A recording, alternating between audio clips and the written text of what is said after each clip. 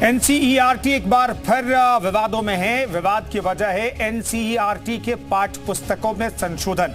NCERT की किताब से बाबरी मस्जिद, रथ यात्रा, कार सेवा और विध्वंस के बाद की हिंसा की जानकारी हटा ली गई है।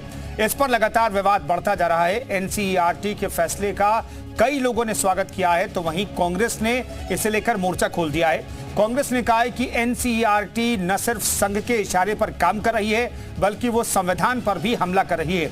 वहीं यूपी के कुछ मौलाना भी एनसीईआरटी के फैसले का विरोध कर रहे हैं। एनसीईआरटी ने बाबरी विध्वंस और रथ यात्रा को लेकर अपने सिलेबस में बड़ा बदलाव किया है। विभाग ने भगवान राम से लेकर बाबरी मस्जिद, रथ यात्रा, कार सेवा और विध्वंस के बाद की हिंसा की जानकारी को हटा दिया है।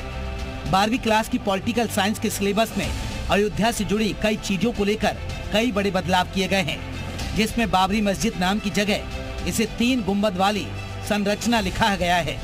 इसके अलावा बीजेपी की रथ यात्रा, कार सेवक और सांप्रदायिक हिंसा जैसे सभी संदर्भ को हटा दिया गया है। राम जन्मभूमि मंदिर के मुख्य पुजारी आचार्य सत्येंद्र दास ने भी इसे लेकर अपनी प्रतिक्रिया दी। उन्होंने कहा कि इस विवाद को हटाकर एनसीईआरटी ने अच्छा किया। जो भी कुछ भी कर रहे हैं वो जो सही है और यथार्थ है। उस यथार्थ को नकार करके कुछ नहीं कहा जा सकता, और जो यथार्थ है उसी को लेकर और उसी के संदर्भ में यह पुस्तक प्रमाणित होगी, और लोगों को और जो हमारे विचारक हैं लोग, उनको भी सहमति लेना पड़ेगा, तभी यह आगे चल करके यह कार्य में जैसे कि पाठ्यक्रम में लगाया जा सकता है। वहीं बाबरी मस्जिद के पक्षकार रहे इकबाल अंसारी ने भी इस फैसले का स्वागत किया है। कहा कि जब सुप्रीम कोर्ट ने राम मंदिर के लिए फैसला दिया तो ऐसे चैप्टर को हटाकर सरकार ने सही काम किया है। ये फैसला मंदिर मस्जिद का जो रहा, जब सुप्रीम कोर्ट ने फैसला कर दिया तो पूरे देश के मुसलमानों ने सम्मान किया, हमने भी सम्मान किया। देश में एक पत्ता नहीं हिला। अगर सरकार ने जो भी काम किया है, चाहे जो है कोर्ट ने, चाहे कानून से हुआ है, चाहे सरकार ने किया है, बेहतर किया है। जिन लोगों की सोच है कि इन बातों को दोहराई न जाए, हम उसको बेहतर मानते हैं। कांग्रेस ने भी इसको लेकर एनसीईआरटी के खिलाफ मोर्चा खोल दिया है।